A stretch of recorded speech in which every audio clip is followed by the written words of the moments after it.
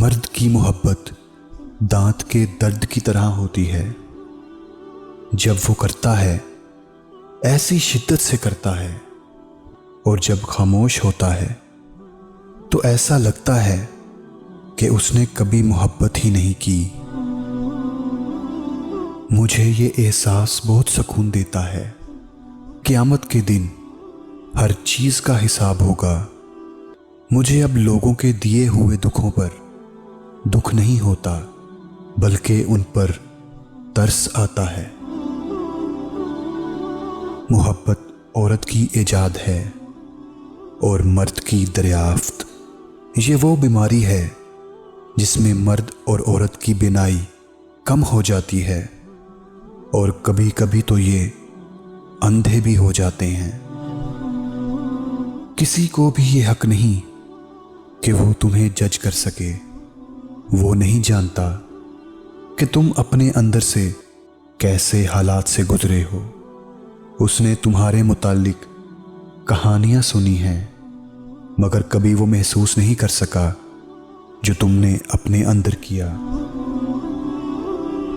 अगर कोई औरत आपसे आपका मर्द चुरा लेती है तो सबसे अच्छा बदला ये है कि उसे उधर ही रहने दें, क्योंकि असली मर्द चोरी नहीं होते। कुछ लोग हमारी नफरत के काबिल ही नहीं होते और हम उन पर अपनी मोहब्बत ज़ाया करते हैं। कामयाबी सिर्फ झुकने से ही नहीं मिलती, कभी कभी आपको अपने हक के लिए सर उठाना ही पड़ता है। लोग खुश नहीं होते, मैंने इनको परखा है।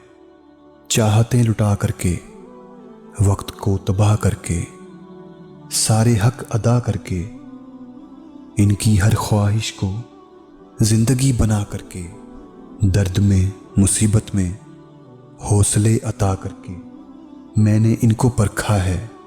लोग खुश नहीं होते। उम्र से ज्यादा इंसान को हालात बुरा कर देते हैं। इंसान को काम और मेहनत से इतनी थकावट नहीं होती जितना लोगों के रवैये थका देते हैं।